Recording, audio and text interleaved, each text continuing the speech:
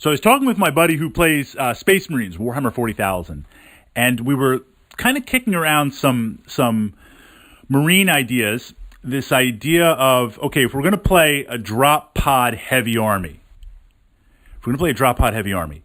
how would we do that? So I want to kind of kick around some of those ideas, tap into those of you who are playing or have played a drop pod heavy army, and see what we can do. So certainly this podcast is going to kind of evolve here. And even now I'm kind of just thinking, wondering the possibility of it. So certainly with Space Marines, I find the challenge of playing Space Marines. And I play Grey Knights.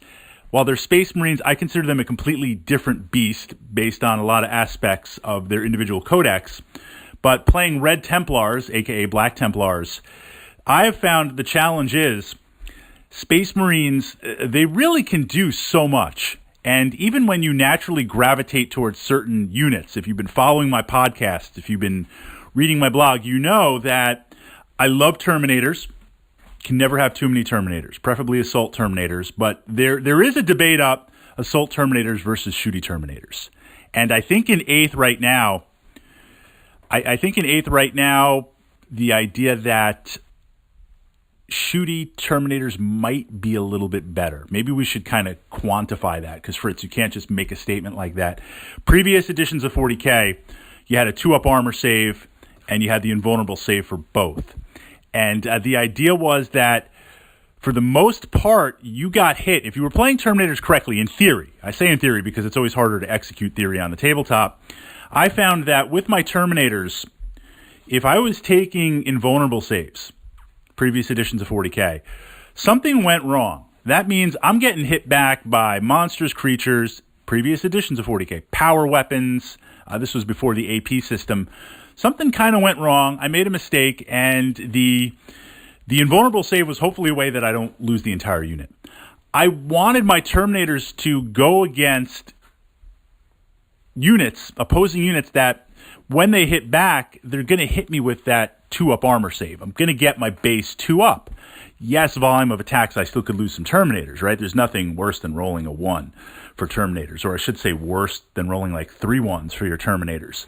But in theory, if I charge in and I'm at least striking at initiative or a higher initiative with lightning claws and things like that, I could cause enough damage that my 2-up could work. So I want to try and take my armor save.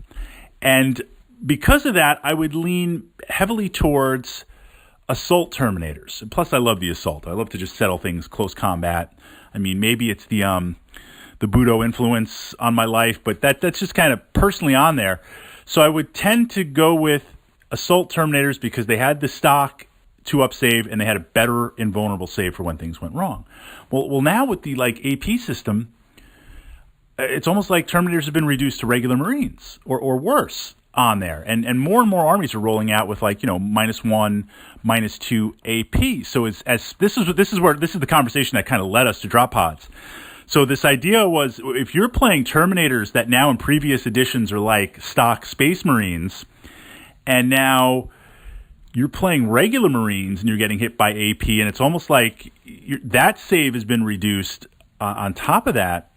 Well, it's kind of like, welcome to Xenos players, where, if we get a 4-up save or a 3-up save, we're like, dancing in the streets on there. So this idea that I think Shooty Terminators are a little bit better, don't hold me on that, I'm still kind of playing it out. So then we started talking, okay, well, if I play Space Marines from this perspective, overall Space Marines, if I'm taking an armor save, something went wrong. I need to take as few armor saves as possible. So I need to start dishing out damage as soon as possible, so I'm lowering your volume of dice. Okay, you dish out damage by getting into range or assaulting, not with just 1 or 2 units, but your whole unit. So this kind of prompted my friend who plays drop pods to really be re-looking at his army, saying, I need to be up there more than ever. So at least I hit you first, and I have the delivery system in there. I hit you first. I start bringing your numbers down so there's less volume of dice shooting back at me. So as you hit me with mass AP spam, I don't have to take as many armor saves. And hopefully if I can be swift and brutal and decisive, I do it. So I'm like, okay, well, a lot of the things in previous editions for drop pods was this idea you could load up a lot of things in drop pods that normally would have to static walk across the table, be put in a Land Raider, or be put in a Razorback or a Rhino, except for Dreads, right? They'd kind of walk across the table, or they'd get kind of the flyer drop-off on there. So what this meant, certainly that worked, and certainly Razorbacks and Rhinos and Land Raiders are great. They can shoot, they can move, they offer protection, but they still had to cross a table. They didn't quite appear in your face.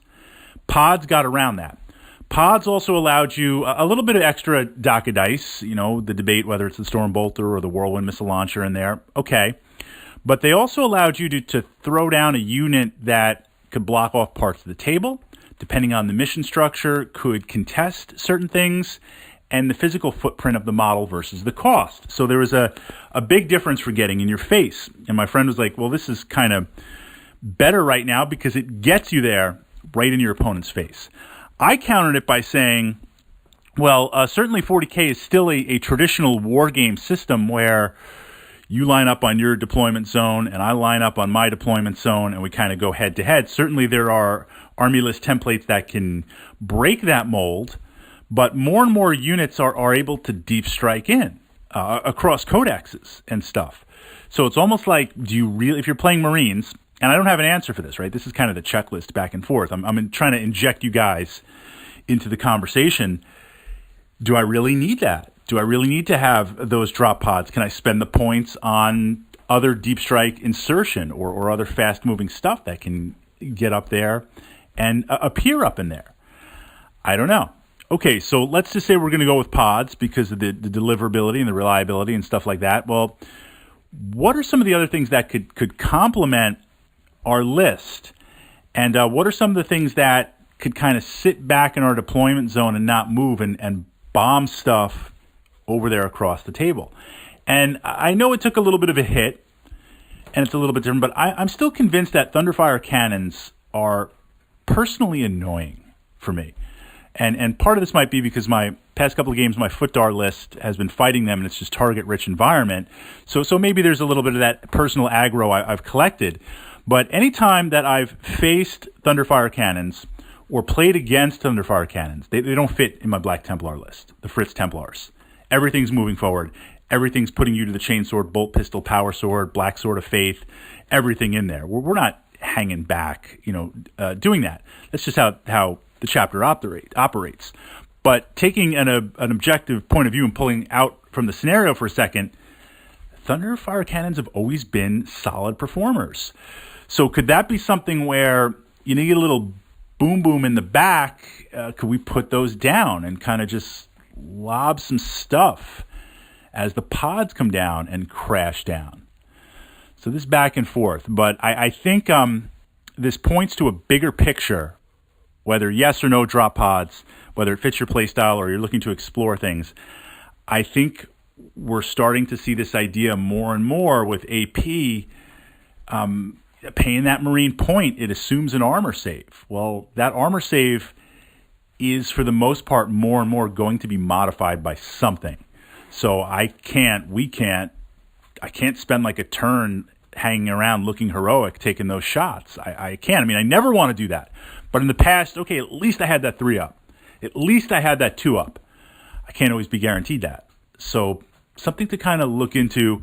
I'm going to push it out to the comments, the feedback, and certainly if there's any battle reports, I mean, I'm looking on YouTube and stuff, fantastic resource. So if there's any like pod battle reports or pod ideas here that I should be checking out, I would very much appreciate if you could point them in my direction.